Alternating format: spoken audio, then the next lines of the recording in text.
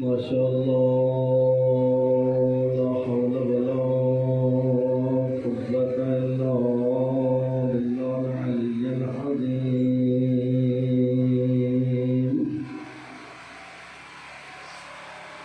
أعوذ بالله من الشيطان اللعين الرجيم. بسم الله الرحمن الرحيم. الحمد لله رب العالمين بارئ الخلائق أجمعين، ثم الصلاة والسلام على سيدنا ونبينا وشفيع ذنوبنا وطبيب قلوبنا حبيبنا وحبيب إله العالمين أبي القاسم محمد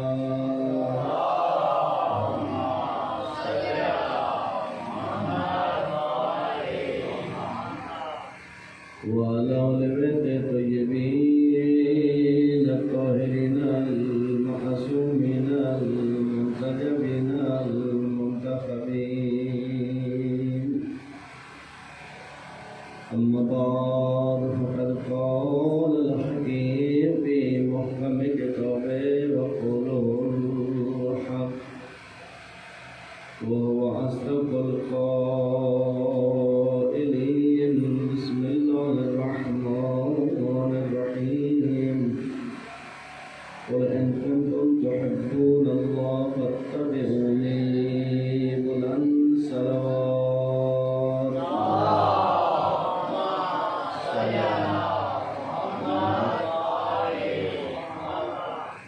خداوند کریم اپنی دعا و عبادت کو قبول فرمائے، انشاءاللہ مومن کی پریشانی قبول فرمائے، ان مومن نے دعا سے خالق ہے ان کی دعا کے بعد مستجاب فرمائے، آپ کو مولا امام علیہ السلام کا در ضرور فرمائے، آپ کے قدموں میں جامع شہادت کی سعادت نصیب فرمائے، اپنے دعا و عبادت کے قبول کے لیے کر بلند صلوات صلی اللہ محمد محترم و معزز سامعین، قرآن کریم کی یہ آیہ شریفہ کو حضرت نے تلاوت کیا. ان کنتم تحبون اللہ، اگر تم اللہ سے محبت کرتے ہو، فاتبعونی، تم مجھ رسول کی پیروی کر کے دکھاؤ. اللہ نے اس آیہ شریفہ میں ایک عجیب انداز اختیار کیا اللہ کے رسول کی عظمت بتانے کا. اگر تمہیں دعوی محبت پروردگار ہے، انسان دعویٰ کر رہا ہے کہ میں اللہ سے محبت کرتا ہوں. محبت کا تعلق دل سے ہوتا ہے. کوئی جا کر کسی کے دل میں نہیں جھانک سکتا، کوئی نہیں سمجھ سکتا کہ یہ جو بات کہی جا رہی ہے یہ بات حقیقت پہ مبنی ہے یا حقیقت پہ مبنی نہیں ہے. یہ جو دعوی محبت الہی کیا جا رہا ہے یہ کس حد تک سچا دعویٰ ہے. دیکھیں نسبتیں بہت زیادہ حساس ہوتی ہیں. ایک انسان اپنے آپ کو اگر کسی چیز کے ساتھ نسبت دیتا ہے، اگر وہ نسبت حقیقی ہو تو اسے کوئی خوف نہیں ہوتا. مثلا اگر کوئی شخص کہ میں عالم ہوں، اگر وہ واقعی عالم ہے تو اس سے کوئی خوف نہیں ہوگا. اگر کسی محفل میں کوئی سوال ہو گیا، کوئی بات ہو گئی، اگر وہ جانتا ہے تو کہے گا کہ میں یہ بات جانتا ہوں. لیکن اگر یہ دعویٰ سچا نہیں ہو، یہ دعویٰ سچا نہیں ہو تو پھر یہ خوف اس کو ہر وقت لاحق رہتا ہے کہ اگر کسی محفل میں سوال ہوا تو میرا پول کھل جائے گا۔ زبان کا دعویٰ تو ہر کوئی کر سکتا ہے، علم کا دعویٰ کوئی بھی کر سکتا ہے، علم کی طرف انسان اپنے آپ کو نسبت دے سکتا ہے، اپنے آپ کو عالم کہہ سکتا ہے، کہنا اور ہونے میں بہت فرق ہے۔ اس وقت بازار گھر میں کوئی بھی اپنے آپ کو عالم کہے گا، اب اس عالم کو پرکھنے کا پیمانہ کیا ہے، وہ اگر لوگوں کے پاس ہو تو پھر مشکل پیش نہیں آتی ہے، پھر کوئی آسانی سے عالم کا دعویٰ نہیں کرے گا، اس کو پتا ہے کہ مجھے لوگ سوال کریں گے، جب مجھ سے پوچھیں گے تو انسان پھر کتراتا ہے چیزوں سے۔ یا شخصیات کی طرف نسبت، میں فلاں وزیر کا باپ ہوں، اب یہ دو حال سے خالی نہیں ہوگا، یا واقعی کسی وزیر کے باپ ہے یا کسی وزیر کے باپ نہیں ہے۔ اگر حقیقت میں مبنی ہے تو اس کار سے وہ کبھی نہیں ڈریں گے، وزیر کا باپ ہوں، وزیر کا ماموں ہوں، وزیر کا محلے کا ہوں، وزیر کا رشتہ دار ہوں، یہ جو نسبت ہے یہ اس نسبت کی نسبت زیادہ مشکل نہیں ہے۔ یہاں پہ زیادہ سے زیادہ کیا ہوگا کہ اگر کسی نے پوچھ لیا کہ ہاں بھی فلاں صاحب آپ کے والد ہونے کا دعویٰ رکھتے ہیں کہ بات صحیح ہے، اگر صحیح ہوگا تو بھی کوئی فرق نہیں پڑے گا، کیونکہ یہاں پہ نسبت کسی ذات کی طرف ہے، اپنی طرف کوئی نسبت نہیں دی، اپنی کو ذاتی چیز نہیں بتائی کہ میں یہ ہوں، میں فلاں کا باپ ہوں، میں فلاں کا دوست ہوں، یعنی کوئی فضیلت ہے تو اس میں ہمیں کوئی فضیلت نہیں ہے، ہمیں صرف کار کی فضیلت ہے، اس کا دوست، اس کا بھائی، اس کا باپ، اپنے میں کوئی فضیلت ہے یا نہیں اس کا تذکرہ نہیں ہو رہا ہے۔ لیکن آپ اس چھوٹے سے مقدمے کے بعد سمجھیں کہ ایک ذات کو اللہ معیار بنا رہا ہے، ایک ذات کو، اچھا ہونا تو یہ چاہیے تھا کہ اگر وہ کہتا کہ اللہ میں تجھ سے محبت کرتا ہوں، اب اللہ تو نظر نہیں آتا کسی کو، اللہ تک تو کسی کی رسائی نہیں ہے، اللہ سے تو کوئی جا کے پوچھ کے نہیں آ سکتا کہ اللہ یہ جو بندہ کہہ رہا ہے کہ تجھ سے محبت کرتا ہے یہ صحیح کہہ رہا ہے یہ صحیح نہیں کہہ رہا ہے۔ اللہ کے پاس تو جو چلا گیا وہ واپس نہیں آتا، اللہ کے پاس جانے والا کبھی واپس نہیں آتا، اگر وہ پوچھنے چلا بھی گیا تو پھر گیا، اس کی واپسی کا کوئی چانس نہیں۔ سلوات بھیجا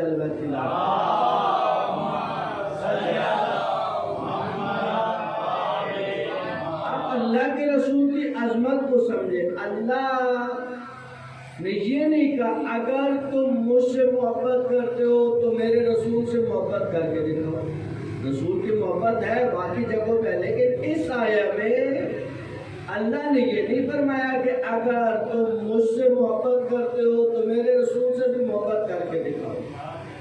یہاں پہ اللہ نے کہا اگر تم مجھ سے محبت کرتے ہو، تمہارا دعویٰ یہ ہے کہ تم میرے محب ہو، تمہارے دل میں میری محبت ہے، تو اس محبت کو سچا ثابت کرنے کے لیے رسول کی پیروی کر کے دکھاؤ۔ دیکھیں ایک ہے اطاعت، ایک ہے اتباع، پیروی جس کو کہتے ہیں، اردو کی یہ مشکل ہے، اردو میں اطاعت کو بھی پیروی کہہ لیں گے، پیروی کو بھی اطاعت کہہ لیں گے، لیکن عربی کے قوانین میں کہیں پر بھی آپ کو یہ دو لفظ ایک جیسے نہیں ملیں گے، بہت دقیق فرق ہے ان کے اندر۔ دیکھیں پورے قرآن میں اللہ کی اطاعت کا حکم ہے، اطیعوا اللہ و اطیعوا الرسول و اولی الامر منکم، اللہ کی اطاعت کا حکم ہے، لیکن پورے قرآن میں کہیں پر بھی اللہ کی اتباع کا حکم نہیں ہے کہ تم اللہ کی اتباع کرو۔ پورے قرآن میں حافظ کو لے کے آئے جو مجھے کوئی آیت نکال کے دیتے ہیں، میرا آپ سے اتنا نہیں ہے کہ مجھے ساری آیات حفظ نہیں ہے، لیکن پورے وصول سے یہ بات عرض کر رہا ہوں کہ پورے قرآن میں جو ڈھونڈنے سے نہیں ملے گا وہ یہ نہیں ملے گا کہ تم اللہ کی اتباع کرو۔ اللہ کی پیروی کا حکم نہیں ہمیں. کیا فرق ہوتا ہے؟ دیکھیں ان دو لفظوں میں بنیادی فرق ہے. عربی قواعد کے اعتبار سے اتباع میں اور اطاعت میں فرق ہے. اطاعت ہوتی ہے کسی کا حکم ماننا، جو اللہ نے حکم دیا اسے ماننا. دیکھیں اللہ نے اپنے رسول کی جو عظمت دکھلائی ہے اس کو سمجھنے کی ضرورت ہے. اللہ نے قرآن میں یہ نہیں فرمایا کہ جو میری اطاعت کرتا ہے وہ رسول کی اطاعت کرتا ہے. قرآن میں یہ نہیں ملے گا. قرآن میں بالکل اس کے الٹ آپ کو آیت ملے گی، مَن یُطِعِ الرَّسُولَ فَقَدْ اَطَاعَ اللَّهَ، جو رسول کی اطاعت کرے اس نے اللہ کی اطاعت کی. یہ نہیں کہا کہ جس نے اللہ کی اطاعت کی ہے اس نے رسول کی اطاعت کی ہے.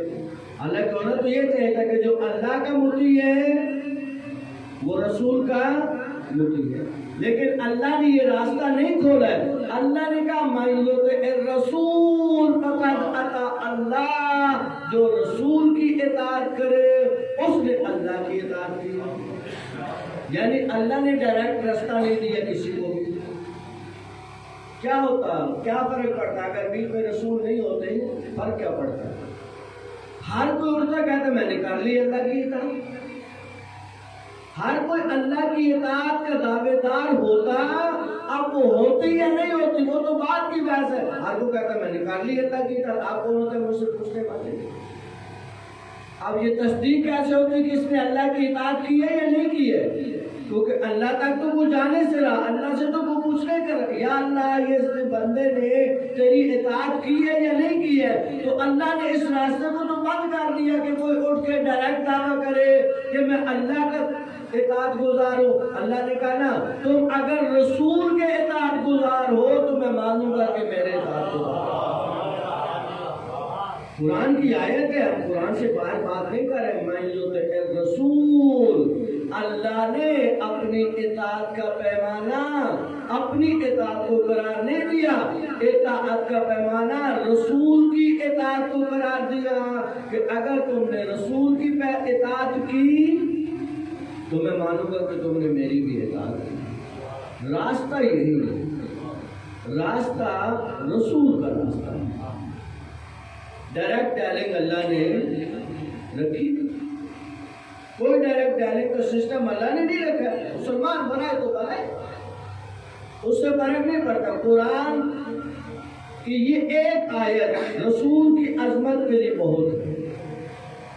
مَن یُطِعِ الرَّسُولَ فَقَدْ اَطَاعَ اللَّهَ. اس کو اگر کوئی سمجھے کہ اللہ نے کہا کیا، دیکھیں اطاعت ہوتی ہے حکم کی، اتباع ہوتی ہے فعل کی. اللہ حکم تو دے سکتا ہے، اللہ فعل صادر نہیں کرتا اپنے سے. اللہ نے کہا نماز پڑھو تو پہلے اللہ ہمیں نماز پڑھ کے دکھائے کہ یہ والی نماز پڑھو. اللہ نے کہا روزہ رکھو، پہلے اللہ خود روزہ رکھے پھر ہمیں کہ یہ والا روزہ رکھو. یہ فرق ہے اتباع میں اور اطاعت میں. اتباع کرو رسول کی، رسول تمہیں نماز پڑھ کے بھی دکھائے گا، نماز روزہ بھی رکھ کے دکھائے گا، تمہیں حج بھی کر کے دکھائے گا. جیسا میرا رسول نماز پڑھے وہی نماز پڑھے. دیکھیں اللہ کے رسول نے حج ایک کیا، حج سب سے کم اختلاف فقہی اعتبار سے. مسلمانوں میں جو اختلافات ہیں مسائل میں سب سے کم اختلاف حج کی بات ہے. جزئی اختلاف، زیادہ اختلاف نہیں ہے. بعض بنیادی چیزوں پہ تو وہ ان کو بند کر دیا گیا، وہ کے اپنے مسائل، لیکن ارکان حج کے اکثر ایک دوسرے سے ملتے جلتے ہیں. زیادہ فرق یہ عجیب ہے کہ جو کام اللہ کے رسول نے زندگی میں ایک بار کیا اس میں تو بہت کم اختلاف ہے، اور جس کو اللہ کے رسول نے دن میں 5 بار کیا اور سب کے سامنے کی ہے. تو مسجد میں چھپ کے نماز نہیں پڑھتے تھے اللہ کے رسول. سب کے سامنے نماز پڑھتے تھے. سب کے سامنے. سب سے زیادہ اختلاف کس کا ہوا؟ نماز میں ہوا. یہ رسول کیسے نماز پڑھتا تھا؟ اچھا یہ اختلاف مسلمانوں کا، رسول کا نہیں ہے. یہ نقطہ ذہن میں رہے. رسول کی نماز میں اختلاف نہیں ہوا کہ رسول کیسے نماز پڑھتے تھے. اختلاف مسلمانوں میں، کچھ کہتے ہیں یوں پڑھتے تھے، کچھ کہتے ہیں یوں پڑھتے تھے. رسول کی نماز میں کیسے اختلاف ہو سکتا ہے؟ کیا رسول ہمارے درمیان اختلاف ڈال کے جائیں گے؟ یہ تو ممکن نہیں. اللہ نے اپنی اطاعت کو حکم دیا، رسول کی اطاعت کو حکم دیا. کیونکہ اطاعت قول کی ہوتی ہے، عمل کی نہیں ہوتی. قول اور عمل میں فرق ہوتا ہے. قول مثلا نماز پڑھو، یہ اللہ حکم دے سکتا ہے. اللہ نے دیا حکم پڑھو نماز، اس میں اللہ کی اطاعت ہوگی. اس قول میں اللہ کی اطاعت ہوگی. یا ایھا الذین آمنوا کتب علیکم الصیام کما کتب علی الذین من قبلکم لعلکم تتقون. اے صاحبان ایمان، تم پہ روزے فرض کیے گئے جیسے سابقہ امتوں پہ فرض ہوئے کہ شاید تم اس روزہ کے ذریعے کیا ہو جاؤ؟ متقی ہو جاؤ. یہ حکم پروردگار کا ہے اور اس کی اطاعت ہونی ہے. حج اللہ کا حکم ہے، اس میں اللہ کی اطاعت ہونی ہے. لیکن اس آیت میں اللہ نے اپنی محبت کا معیار رسول کی پیروی کو قرار دیا کہ میں تب مانوں گا کہ تم میرے واقعی محب ہو. تم بے شک ساری دنیا میں ڈھونگنا چاہتے رہو، ساری دنیا کو دھوکے رہو. تو ہم تو اللہ سے بہت محبت کرتے ہیں، ہمیں تو اللہ سے بہت عشق ہے، ہم تو اللہ کی ہر بات کو ماننے کو تیار ہیں. اللہ کوئی تمہاری سننے والا نہیں ہے جب تک تمہارا عمل نہیں بتائے گا کہ تم رسول کے پیچھے پیچھے چل رہے ہو. رسول کے پیچھے پیچھے نقش قدم. اتباع کا کیا مطلب ہوتا ہے؟ پیچھے چلنا. دیکھیں آپ کسی کے جنازہ میں جائیں اور آپ کو کوئی فون کرے کہ بھائی آپ کہاں ہیں، آپ کہتے ہیں میں تشییع جنازہ میں ہوں. تشییع جنازہ کیا مطلب ہے؟ کہ جنازہ آگے آگے جا رہا ہے اور ہم اس کے پیچھے پیچھے جا رہے ہیں. اس کو بولتے ہیں تشییع جنازہ. جنازے کے پیچھے پیچھے چلنے کو کہتے ہیں تشییع جنازہ. اگر وہ جنازے کے آگے چل رہا ہو تو وہ اپنے آپ کے لیے جملہ استعمال نہیں کر سکتے کہ ہم جنازے میں ہیں. اگر جنازے کے پیچھے چل رہے ہیں تو کہہ سکتا ہے کہ ہم تشییع جنازہ میں ہیں. عزیزو اگر جنازے کے پیچھے چلے تو استعمال کر سکتے ہیں میں تشییع جنازہ میں ہوں. جب علی کے پیچھے چلو گے تو کہہ سکتے ہو کہ میں شیعہ ہوں. دیکھیں جنازے کے پیچھے نہیں ہے تو یہ تشیع اسی لفظ سے ہے، شیعہ اسی لفظ سے ہے. البتہ یہاں پر ایک حساس فرق ہے جس کو آپ نوٹ فرمائیں، آپ کو کہیں کام آئے گی یہ بات. اس وقت لفظ شیعہ جب استعمال ہوگا تو صرف آپ کے لیے استعمال ہوگا. یعنی اب اگر کوئی دنیا میں کہتا ہے میں شیعہ ہوں تو اس کا مطلب کیا ہوتا ہے کہ میں 12 اماموں کو، آپ کہتے ہیں شیعہ اثنا عشری. اب شیعہ نہیں کہتے صرف اپنے آپ کو، آپ کہتے ہیں میں شیعہ اثنا عشری. کیا مطلب ہے؟ بچوں کو بتایا کریں یہ باتیں. بچے صرف لفظ سنتے ہیں، انہیں مطلب کا نہیں پتہ ہوتا. بچے سے پوچھے بیٹے یہ اثنا عشری کیا ہوتا ہے؟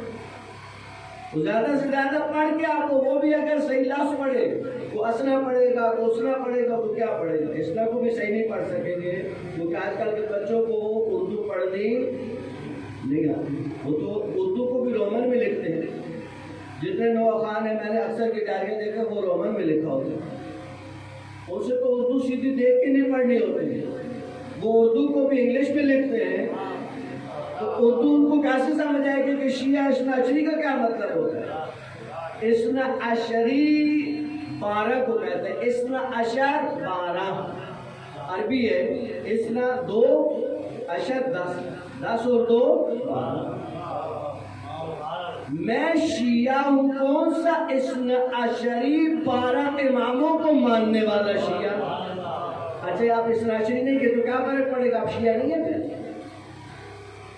ہو سکتا ہے فرق پڑے، بہت فرق پڑے گا، کیونکہ وہ بھی شیعہ ہے جو 12 اماموں کو نہیں مانتے. وہ 6 امامی آغا خانے بس ہے، وہ اپنے آپ کو شیعہ تو کہتے ہیں، لیکن اثنا عشری ہم ان کو نہیں کہتے. ہم کہتے ہیں ہم شیعہ اثنا عشری ہے، یعنی ہم 12 اماموں کو مانتے. 12 اماموں کو ماننے والے کو کہتے ہیں شیعہ اثنا عشری. دوسرا نام ہے امامیہ. شیعہ مذہب کا ایک اور نام ہے امامیہ. علماء تشریف فرمایا. دیکھیں امامیہ یعنی ائمہ کو ماننے والے. یہ لفظ آج کے دور میں صرف آپ کے لیے استعمال ہوتا ہے، لیکن خود ائمہ کے زمانے میں مثلا امیر المومنین کے زمانے میں لفظ شیعہ صرف 12 اماموں کو ماننے والے کے لیے استعمال نہیں ہوتا ہے.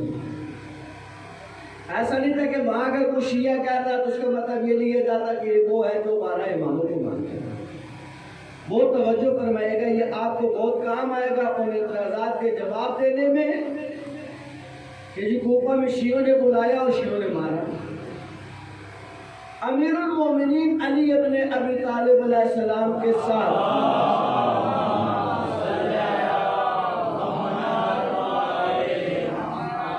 وہ لوگ جو جنگوں میں شریک ہوئے، مثلا صفین کی جنگ میں آئے، نہروان کی جنگ میں آئے، جنگ جمل میں آئے، لڑے مولا کی طرف سے، مولا کے لشکر میں شامل تھے.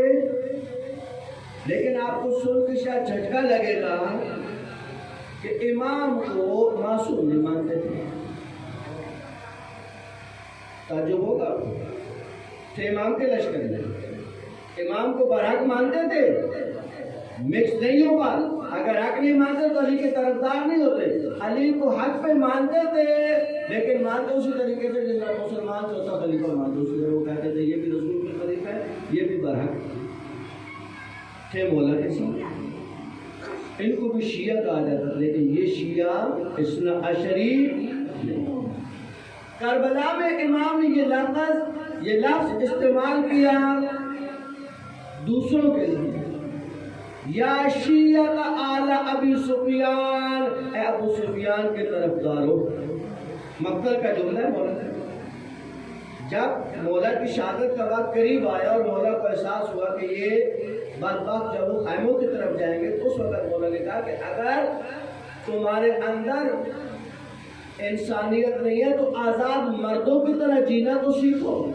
یا شیعہ آل ابی سفیان، اے آل ابی سفیان کے شیعوں یعنی اس کے طرفداروں. یعنی شیعہ مطلب طرفدار، اس کی پارٹی کا بندہ. لیکن آہستہ آہستہ یہ استعمال ختم ہوا اور اب آ کے تقریباً یہ بات کنفرم ہو گئی کہ اب لفظ شیعہ جب استعمال ہوگا وہ فقط اور فقط 12 اماموں کو معصوم ماننے والے کے لیے استعمال ہوگا. اب اس کے کئی سوالوں کے جواب مل جائیں گے کہ کوفہ میں سارے جو لوگ تھے وہ ایسے نہیں تھے جو امام کو معصوم مانتے تھے امام کو بلانے والے تھے، بلائے امام. یہ لمبی بحث ہے، سلوات کے جانے بحث ہے.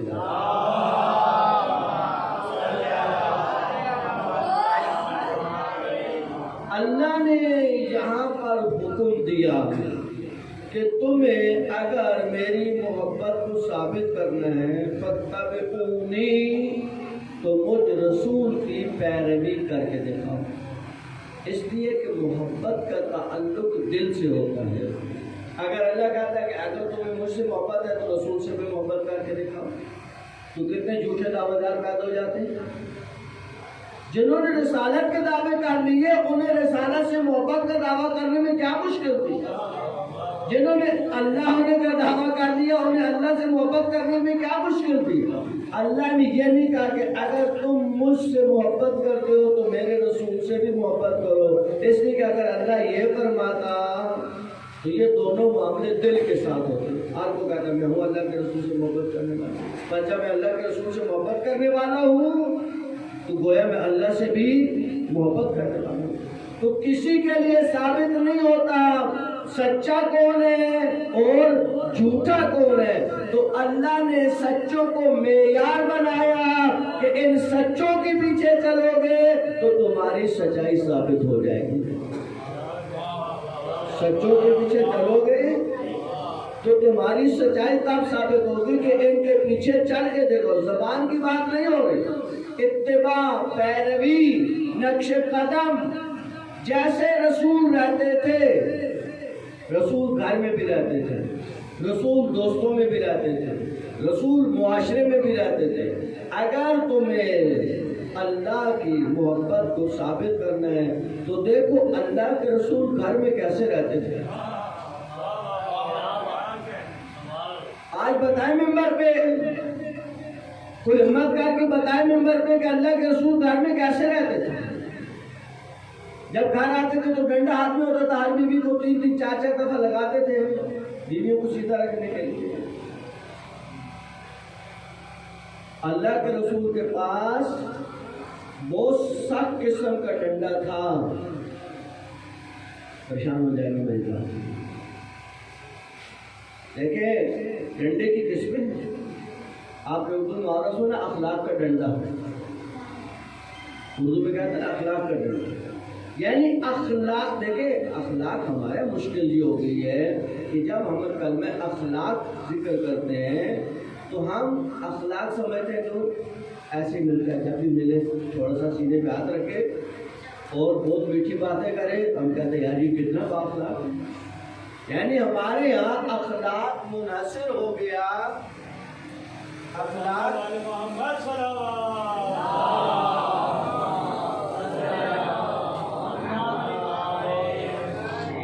ہمارے یہاں اخلاق منحصر ہو گیا تواضع کے اندر، کہ جو آدمی ذرا تواضع سے ملے، تھوڑا جھک کے ملے، تھوڑا میٹھے بول سے ملے، اس کو ہم کہتے ہیں با اخلاق۔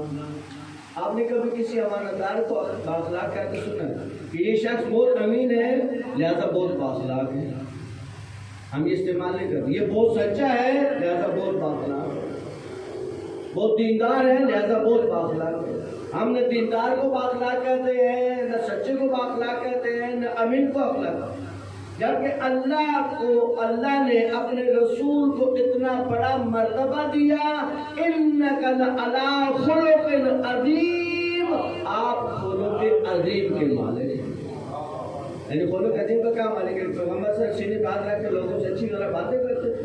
نہیں، صادق بھی تھے، امین بھی تھے، دیانت کے اس اعلیٰ درجے پہ تھے۔ اللہ نے یہ راستہ مسلمانوں کے لیے بند کر دیا کہ تم صرف محبت سے یہ ثابت کرو کہ تم مجھے چاہتے ہو یا میرے رسول کو چاہتے ہو۔ محبت قلب کی بات ہے، محبت دل کی بات ہے، محبت دل میں ہوتی ہے جو کسی کے لیے ثابت نہیں کی جا سکتی، کسی کے لیے ثابت نہیں۔ دیکھیں محبت کا معاملہ قلبی معاملہ ہے، قرآن کی آیات اس کے اوپر، وہ قرآن کی آیت جو امام رضا علیہ السلام کے سامنے پیش ہوئی،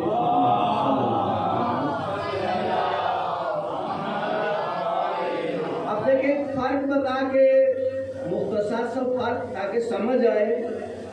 ظاہراً امام رضا علیہ السلام کے زمانے میں ایک شخص کتاب لکھ رہا تھا اور تھا وہ یہودی یا عیسائی، اور اس کی کتاب کا عنوان تھا قرآن میں پائے جانے والے تناقضات۔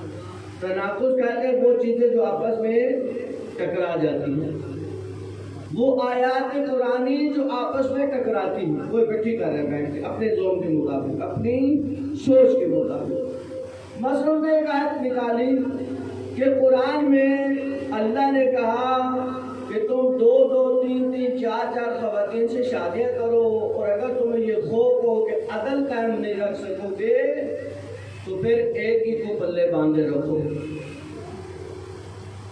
تو اس کا مطلب کیا ہوا کہ جب عدل برقرار نہیں رہتا تو پھر ایک پر ہی اتفاق کر۔ یہ قرآن کی آیت ہے۔ آگے جا کے قرآن کہتا ہے کہ تم کوشش بھی کر لو، جتنی بھی کوشش کرو تم عدل پہ قائم نہیں رہ سکتے۔ اس کا مطلب ہے بس ایک ہی کرنی ہے۔ اب قرآن کی یہ آیتیں آپس میں، ادھر اللہ نے کہا 2 2 3 3 4 4 سے کرو، پھر کہا کہ اگر خوف ہو تو ایک پر، اور آگے جا کے کہا کہ تم کوشش کے باوجود بھی عدل پہ قائم نہیں رہ سکتے، تو اس کا نتیجہ کیا نکلا کہ اسلام میں ایک سے زیادہ شادی جائز نہیں ہے، تو 4 شادیاں لان دیں۔ دیکھیں عدل کو سمجھیے، کیونکہ یہ اس کا تعلق رسول کی زندگی کے ساتھ بھی ہے اور اسلام کی گہری تعلیمات کے ساتھ بھی ہے۔ اب اس نے اس قسم کی آیات اکٹھی کی اور لوگوں کو یہ تاثر دینا چاہتا تھا کہ دیکھیں قرآن کے اندر آیتیں ہیں جو آپس میں ٹکراتی ہیں۔ امام رضا علیہ السلام کے پاس اس کا شاگرد آتا تھا۔ امام نے اس کو کہا کہ جب تمہارا استاد تھوڑا اچھے موڈ میں ہو تو اس سے یہ پوچھنا کہ تم نے جو قرآن کی آیت سے سمجھا ہے کیا وہی مطلب ہے جو تم نے سمجھا ہے، یا ممکن ہے اللہ کچھ اور سمجھانا چاہتا ہو، تمہیں کچھ اور سمجھ آیا ہو، رسول نے اس کا کچھ اور معنی کیا ہو اور تمہیں وہ معنی سمجھ میں نہ آیا ہو۔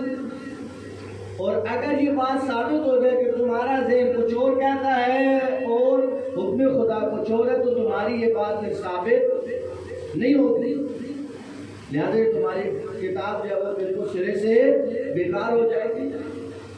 اب اس کا شاگرد آیا اور اس نے کہا کہ دیکھو ایک سوال ہے میرے دل میں، مجھے کہا پوچھو۔ کہا استاد یہ بتاؤ جو قرآن کی آیات سے تم نے سمجھا واقعی حکم خدا بھی یہی، ممکن ہے اللہ کا کوئی اور حکم ہو اور تم اس حکم کو نہیں سمجھ سکے، کیونکہ اللہ سے تو آپ پوچھ نہیں سکتے، پوچھنا تو پھر رسول سے پڑے گا کہ اس آیت کا مطلب کیا ہے۔ دیکھیں اللہ سے کوئی پوچھ کے بتا دے ہمیں، یہ جو کہتے ہیں کہ اللہ کی کتاب کافی ہے، یہ خود قرآن کے خلاف ہے، یہ بات یہ خود قرآن کے خلاف ہے، اس آیت قرآنی کے خلاف ہے۔ اللہ کہہ رہا ہے کہ اگر تم مجھ سے محبت کر تو یہ قرآن کی آیت ہے، اگر تم مجھ سے محبت کر تو تم کیا کرو، میرے رسول کی پیروی کرو۔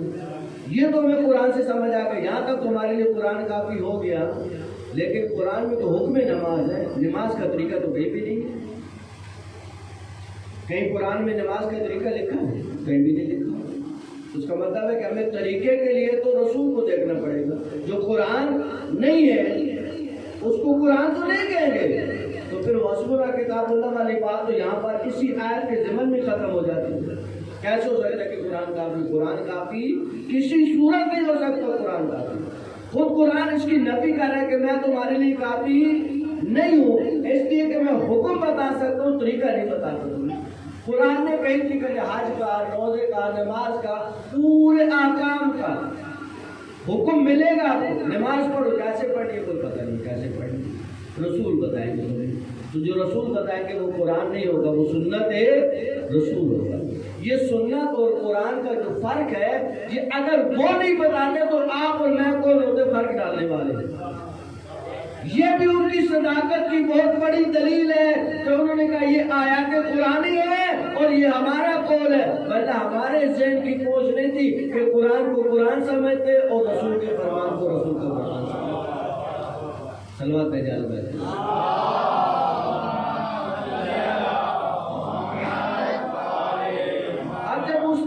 شاگرد نے پوچھا استاد سے، استاد کا دماغ تھوڑا گھومنے لگا، تھوڑی دیر کے بعد کہتا ہے کہ یہ سوال تو بہت اچھا ہے لیکن یہ تمہارے دماغ کی بھی بات نہیں لگتی، تم کب سے اتنے ذہین ہو گئے، میں تمہیں جانتا ہوں اچھی طرح، یہ اتنا گہرا سوال تمہارا تو نہیں ہو سکتا۔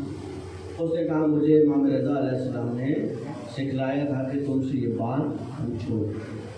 آج روایات کہتے ہیں کہ اس شخص نے اپنی کتاب کو ہاتھ میں لیا اور اس کے پرزے کیے، اپنے ہاتھ سے پرزے کیے، کہا کہ امام کے ایک قول نے میری ساری محنتوں پہ پانی پھیر دیا، ساری محنت۔ امام نے کہا دیکھو اللہ نے جہاں پہ یہ فرمایا کہ تم اگر عدل برقرار نہیں رکھ سکتے تو اس عدل سے مراد ہے نان و نفقہ کا عدل۔ اب نان و نفقہ کا مطلب بھی غلط سمجھتے ہیں لوگ، دیکھیں عدل کا مساوات نہیں کہا، عدل اور ہوتا ہے، ہم سمجھتے ہیں عدل کا معنی مساوات، کہ اگر ایک کو جو ہے وہ ڈیفینس میں رکھا تو دوسری کو بھی ڈیفینس میں رکھے تو عدل ہوگا، یہ عدل نہیں، یہ مساوات ہے۔ جو جہاں کی ہے اس کو وہاں ہی رکھنا ہے، جس کا جتنے اسٹیٹس ہے اس کو وہاں ہی رکھا جائے گا۔ اسٹیٹس کے خلاف جانا عادل ہے، عادل نہیں ہوگا، وہ تو مساوات میں چلا جائے گا۔ اب ایک کو مثلا مچھی کا گوشت پسند ہے، دوسری کو مچھی اچھی نہیں لگتی، اب وہ کہنے پہ ہماری تو عدل کا تقاضا ہے، آپ ان کے ساتھ مچھلی پکی تو تم بھی مچھلی کھاؤ، کہا ہمیں تو مچھی اچھی نہیں لگتی، یعنی ہماری تو عدالت چلی جائے گی اگر آپ نے مچھی نہیں کھائی۔ یہ عادل نہیں ہے، یہ تو مساوات کر رہے ہیں آپ، یہ مساوات ہے، عادل نہیں ہے۔ عادل کا مطلب ہوتا ہے وضع شیء علی محلہ، جو چیز جس جگہ کی ہے اس کو وہاں پہ رکھنا، اس کو کہتے ہیں عادل۔ عادل امامہ سر پہ ہوتا ہے، یہ عادل ہے، اس کو اٹھا کے پاؤں میں ڈال دیں تو یہ خلاف عادل ہے۔ مولا میں سے کسی نے پوچھا مولا مال عادل، عادل کیا ہوتا ہے؟ مولا نے کہا وضع شیء علی محلہ، جو چیز جس جگہ کی ہے اسے وہاں رکھنا عدل ہے۔ راوی نے کہا پر مولا ظلم کیا ہے؟ مولا نے کہا میں نے تو بتا دی، میں نے تو تمہیں بتا دی، تم اگر سمجھتے تو وہ جواب میں دے چکا ہے۔ جب میں نے کہا کہ عدل کا مطلب ہے کہ کسی چیز کو اس کے مناسب مقام پہ رکھنا یہ عدل ہے، تو کسی چیز کو مناسب مقام پہ نہ رکھنا ظلم ہے۔ عدل کے مقابلے میں کیا آتا ہے؟ ظلم آتا ہے۔ معصوم فرماتے ہیں وہ جو پہلی آیت ہے اس میں عدل سے مراد نان و نفقہ کی عدالت ہے، راتوں کی تقسیم کی عدالت ہے، لیکن اللہ نے آگے جو جا کے کہا کہ تم کوشش کر کے بھی عدل پہ قائم نہیں رہ سکتے، وہ دل کی عدل ہے۔ دل میں برابری، کیسے برابری ممکن ہے؟ آیا انسان دل میں عدل کر سکتا ہے؟ آپ بتائیں کہ اللہ کے رسول کی کتنی ازواج تھی؟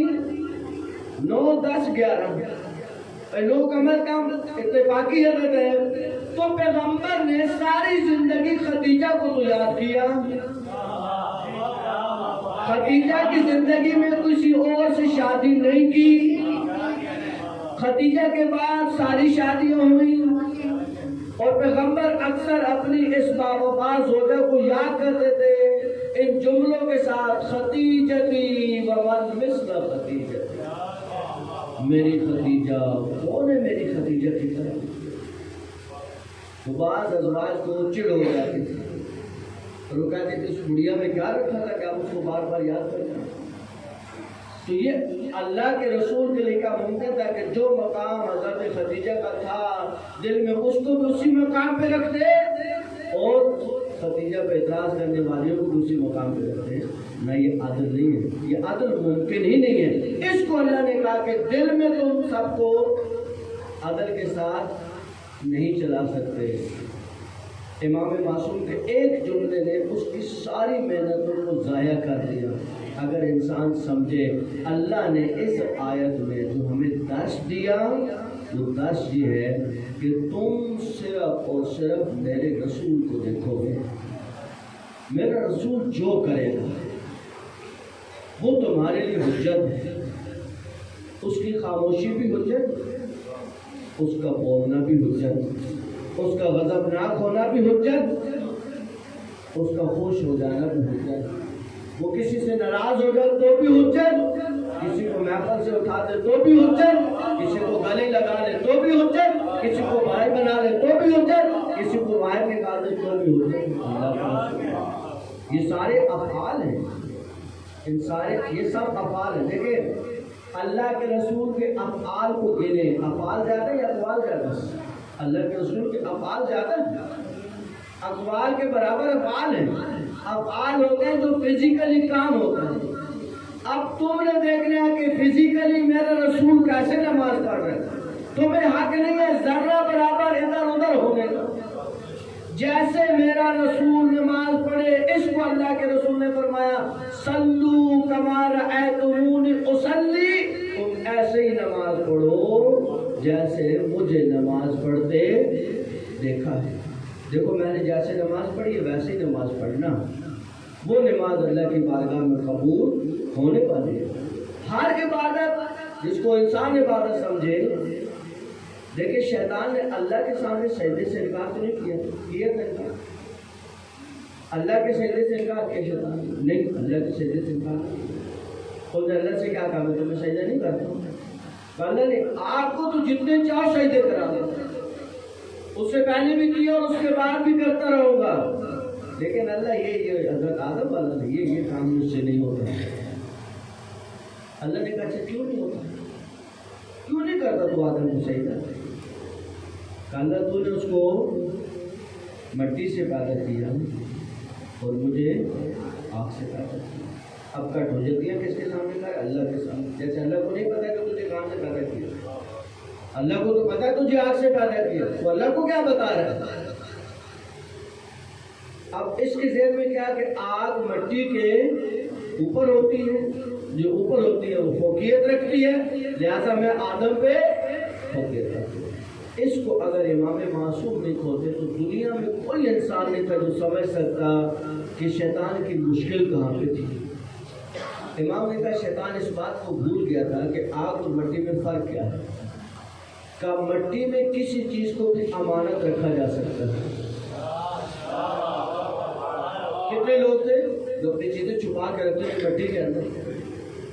مٹی میں امانت کو دفن، میت امانت ہم دفن ہوتے تو کس سے دفن ہوتے؟ مٹی میں دفن ہوتے۔ بھائی شرعی مسئلہ ہے کہ اگر وہ کہتا ہے کہ مجھے نجف اشرف دفن کرنا ہے اور اس کی وصیت کو کسی نے قبول کر لیا تو اب اس کو جو اس مٹی کے اندر دفن کیا جائے گا یہ امانتاً دفن کیا جائے گا۔ ابھی امانتاً یہاں دفن کرو، بعد میں اس کو وہاں منتقل کرے۔ ویسے قبر کھودنا حرام ہے، لیکن اگر امانتاً دفن کرے تو اس پہ کوئی مشکل کا مٹی امانت قبول کرتی ہے، آگ امانت قبول، آگ تو جلا دیں، اب رکھی امانت آگ میں، رکھ کے دیکھ لیجیے اس کا کیا حال ہو جائے گا امانت کا۔ آپ کو خیانت کی ضرورت نہیں ہوگی، آگ کافی ہے اس کو ختم کرنے کے لیے، امانت خود بخود ختم ہو جائے گا۔ مٹی میں اگر تم ایک دانہ ڈالے تو تمہیں 700 دانے واپس کرتی ہے۔ آگ میں ڈال کے دیکھو وہ ایک بھی ختم ہو جائے گا، 700 واپس آنا درکنار، وہ ایک بھی ختم ہو جائے گا۔ مٹی پہ ساری دنیا کھڑی ہوئی ہے، اسی مٹی دنیا چلتی ہے، گاڑیاں چلتی ہیں، ٹرینیں چلتی ہیں، جہاز شروع میں چلتا ہے، سارے مٹی کو، اس مٹی میں یہ صلاحیت ہے۔ اللہ نے اس کو اتنا سخت کیا کہ چلنا دشوار ہو جائے اور نہ اتنا نرم کیا کہ پاؤں ہر وقت دھنستے رہے، نہ پاؤں ہر وقت زمین کے اندر جاتا ہے نہ ہر وقت اچھلتا رہتا ہے پاؤں۔ ایک توازن اللہ نے اس مٹی کے اندر رکھا۔ امام نے کہا مٹی اور آگ میں یہ بہت بڑے فرق تھے جس کو شیطان سمجھ، اس سے بڑا بھی ایک فرق تھا، وہ تھا حکم پروردگار۔ تجھے اللہ نے حکم دیا، اگر کوئی اللہ کے ولی کو نہ مانے اور اللہ کے کہنے پر ولی خدا کے سامنے سجدہ نہ کرے تو وہ تو بنتا ہے شیطان۔ شیطان کسے کہتے ہیں؟ جو اللہ کو نہ مانے، نہیں اللہ کے ولی کو نہ مانے۔ شیطان نے یہ نہیں کہا میں اللہ تجھے نہیں مانتا، میں اس کو نہیں مانتا، اللہ نے کہا یہ میرا بنایا ہوا ہے، یہ میں نے بنایا، مجھے ماننا پڑے گا، اگر تو نہیں مانے گا فخر ہو جائے، جہاں سے دفع ہو جائے، نکل جائے یہاں سے۔ یعنی جو میرے ولی کو نہیں مانتا میں اسے اپنی بارگاہ سے شیطان بنا کے نکال دیتا ہوں، اور جو علی کو ولی نہیں مانتا ہے اللہ اس کے ساتھ کیا کرے گا اللہ ہی بہتر جانتا ہے۔ آدم ولی خدا تھا، بلکہ اہل سنت نے یہاں تک روایات لکھی، اہل سنت کی روایات اشعار کی صورت میں۔ دیکھیں گنبد امیر المومنین کے اندر جو اشعار لکھے گنبد کے اندر اندرونی دائرے میں، وہ اکثر و بیشتر یا زیادہ مکمل کے مکمل اہل سنت علماء ہیں۔ اس میں ایک شعر ہے کہ اے علی اگر شرب آدم میں تیرا نور نہ ہوتا تو اللہ کبھی فرشتوں کو آدم کے سامنے نہ جھکاتا۔ یہ اللہ نے آدم کے سامنے جو فرشتوں کو جھکایا تو اس نور کی وجہ سے جو شرب آدم میں تیرے نور کی صورت میں موجود۔ بعض علماء نے تو یہاں تک بولا اور لکھا کہ شیطان کی اصلی مشکل حضرت آدم سے نہیں تھی، شیطان کی اصلی مشکل امیر المومنین کی ولایت سے تھی۔ امیر المومنین کی ولایت ہر کسی کو ہضم نہیں ہوتی۔ جس کا ہاضمہ خراب ہوتا ہے اللہ اس کو شیطان بنا کے دنیا میں بھیجتا جاؤ، شیطان بن کے جاؤ دنیا میں۔ امیر المومنین کی ولایت کو ہضم کرنا آسان نہیں۔ یہ کوئی خطابت کے جملے نہیں ہے کہ آپ سمجھے کہ مولانا جوش خطابت میں آ کے یہ جملہ کہہ گیا، نہیں، حقیقت کا جملہ کہہ رہا ہوں۔ کربلا کی جنگ امیر المومنین کی ولایت کی جنگ ہے۔ تو مولانا یہ کہاں سے آگے بات؟ دیکھیں، اگر میرے آقا اور مولا حسین نے یزیدیوں کے دل سے یہ بات نہ نکالی ہوتی تو آج تک وہ سمجھا نہ سکتا کہ کربلا کی جنگ ہوئی کیوں تھی۔ ہر کوئی اپنی تفسیریں کرتا، ہر کوئی اپنی باتیں کرتا، لیکن آقا حسین نے سارے راستوں کو بند کیا اور یزیدیوں سے اگلوایا، یزیدیوں سے اقرار لیا۔ اچھا یہ بتاؤ تو مجھے کیوں مارنا چاہتے ہو؟ لِمَ تَسْتَحِلُّونَ دَمِي، تو میرے خون کو کیوں حلال سمجھ بیٹھے ہو؟ میں نے کیا کیا ہے؟ میں نے قانون خدا کو بدلا ہے کہ نہیں بدلا؟ نانا کی شریعت کو نہیں بدلا ہے؟ کوئی نیا قانون لے کے آؤ کہ نہیں لے کے آئے؟ تو بالآخر بتاؤ تو صحیح، مجھ حسین کا جرم کیا تمہاری نظر میں؟ تو مجھے قتل کرنے کے در پہ ہو گئے، میں رسول کا نواسا ہوں، مجھے تم پہچانتے ہو، پھر وجہ کیا ہے؟ کیوں مارنا چاہتے ہو؟ عزیزوں، جو جواب سب کی طرف سے مشترکہ جواب تھا وہ کہا حسین آپ سے تو کوئی مسئلہ نہیں ہے، ہماری پرابلم کیا ہے؟ بغض لابیک، تیرے بابا کا بغض ہمیں کھائے جا رہا ہے۔ تیرے بابا نے ہمارے بڑوں کو مارا، چن چن کے مارا۔ علی مولا نے ہر کسی پہ تلوار چلائی، لیکن ایسی تلوار نہیں چلائی مولا علی نے۔ ایک دفعہ مالک اشتر نے کہا کہ مولا آج ایک آپ سے کم میں نے مارا، اگر آج ایک اور مار لیتا تو کہہ سکتا تھا مولا آج تو کم از کم میں نے آپ جتنے مارے۔ مولا نے کہا مالک تو نے جو مارے وہ گاجر مولی کی طرح اترے ہوئے، تیرے سامنے جو آئے تو اس کو مارا۔ علی تو صرف اس کو مارتا ہے جس کی نسلوں میں قیامت تک مسلمان نہیں پیدا ہوگا۔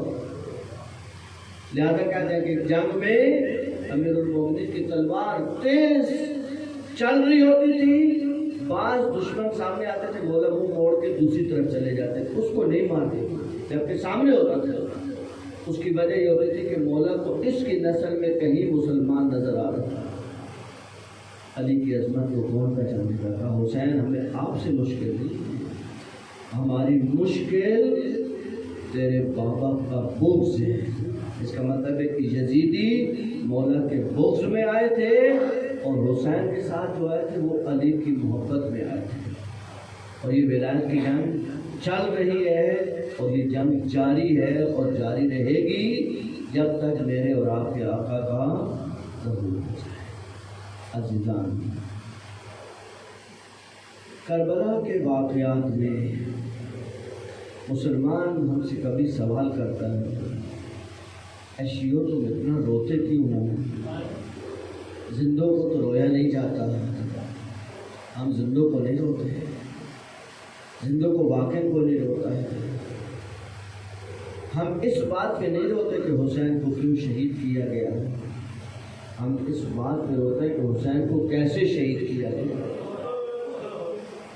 حسین کی اولاد کے ساتھ کیا ہوا، حسین کے بچوں کے ساتھ کیا ہوا، حسین کی معصوم بیٹی کے ساتھ کیا ہوا۔ عزیزوں، کبھی یہ بات تصور میں بھی نہیں لانا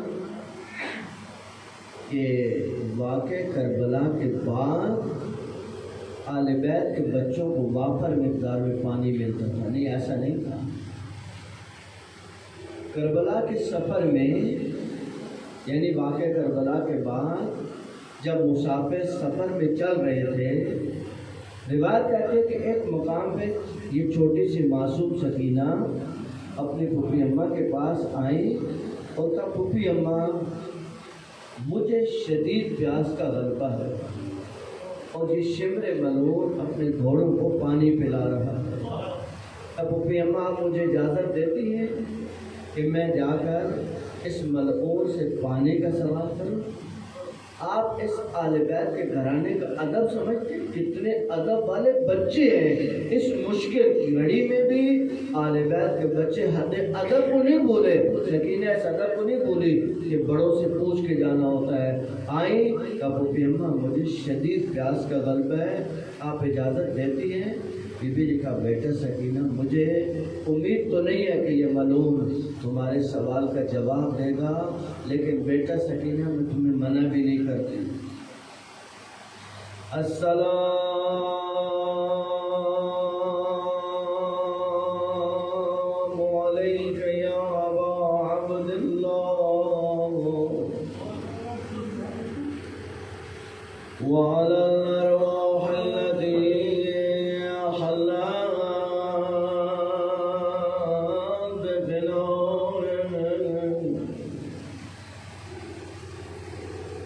عليك مني سلام الله أبدا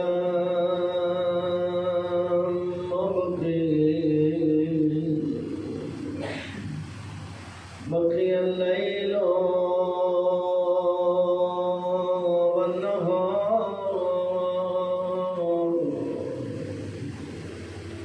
ولا جعل الله آخر اللحظ مني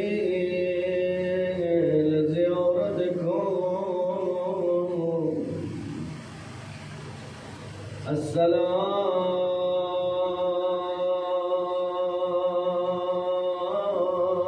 على الحسين وعلى علي ابن الحسين على أولاد الحسين وعلى أصحاب الحسين۔ اے حسین کے عزاداروں، ننھی سکینہ اپنے بابا کے قاتل کے سامنے کھڑی ہے اور کہتی ہے مجھے شدید پیاس کا غلبہ ہے، اگر تیرے مشکیزے میں کچھ پانی بچ جائے، جب تو اپنے حیوان کو پانی پلا چکے، اگر کچھ پانی بچ جائے۔ عزیز و تاریخ کہتے اس ملعون نے پانی پلانے کے بعد جب اپنے حیوان کو پانی پلا دیا، جو پانی بچا ہوا تھا وہ سکینہ کے سامنے زمین پہ ڈالا، بچی زمین پہ بیٹھ گئی، اپنے ننھے ننھے ہاتھ زمین پہ رکھتی تھے اور اٹھا کے سینے پہ رکھتی تھے، شاید پیاس کا غلبہ کچھ کم ہو جائے۔ عزیز و قافلہ چل رہا ہے، چلتے چلتے قافلہ رکا، شمر ملعون آیا، حسین کے بیٹے علی زین العابدین کی پشت پہ تازیانہ مارا، دیکھ کے کہتے سجاد تیرے بابا کا نیزہ زمین میں گڑ گیا، تیرے بابا کا نیزہ آگے نہیں بڑھ رہا۔ سجاد کیا ہوا؟ کہ میری بہن سکینہ اونٹ سے گر گئی ہے اور جب تک سکینہ نہیں آ جاتی اس وقت تک میرے بابا کا نیزہ آگے نہیں بڑھنے والا۔ عزیزوں، بی بی زینب اونٹ سے اتری اور بیٹا سکینہ کی آواز دوڑتے دوڑتے پیچھے گئی، دیکھا ایک بی بی سکینہ کو لے کے گود میں بیٹھی، دیکھ کے کہتے بی بی میں تیری شکر گزار ہوں، میں تیرا شکریہ ادا کرتی ہوں، تیرے میری یتیمہ کو سنبھالا۔ بی بی کہتی ہے بیٹا زینب اپنی دکھیاری ماں کو نہیں پہچانا، میں تمہاری ماں زہرا ہوں، ان صبر میں آپ کے ساتھ ساتھ چل رہی ہوں۔ اے عزیزوں، بی بی سکینہ کو لے کے آئی اور آقا سجاد سے کہا بیٹا سجاد اس ملعون سے کہے بچی بہت چھوٹی ہے، اکیلے نہیں بیٹھ سکتی،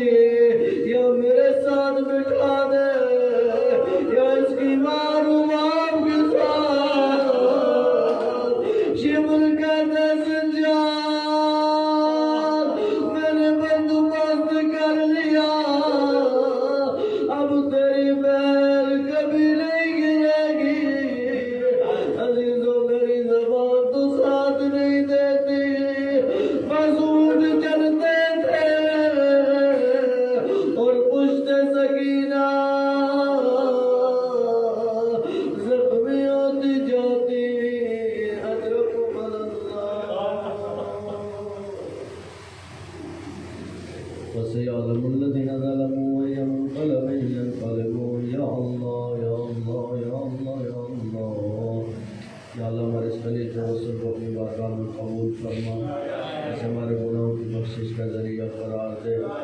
یا اللہ علم و عمل و کردار کے ذریعہ اہل بیت کے مکتب کی پیروی کرنے کی توفیق نصیب فرما۔ یا اللہ مکتب اہل بیت علیہ السلام پہ ہمیشہ عمل پیرا رہنے کی توفیق نصیب فرما۔ پریشان اور مومن کی پریشانیوں کو دور فرما، مقروض ان کے قرض ادا فرما، جو بے اولاد ان کو اولاد نصیب فرما، جو بے روزگار ان کو روزگار نصیب فرما، جو اولاد نرینہ کی خواہش رکھتے ان کی اس خواہش کو یا اللہ پورا فرما۔ ایک مومن نے دعا کے لیے اس کی دعا کو اپنی بارگاہ میں مستجاب فرما۔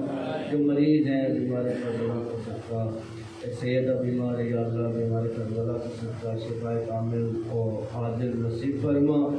یا اللہ جو زیارات کی تمنا رکھتے ان کی تمنائیں پوری فرما۔ یا اللہ یا اللہ یا اللہ یا اللہ ہمارے آقا محمد علیہ السلام کا جلد ظہور فرما۔ آقا کے قدموں میں جامع شہادت کی سعادت نصیب فرما۔ ہماری دعائیں اپنی بارگاہ میں مستجاب فرما۔ صلی اللہ علیہ محمد و آل محمد و عجل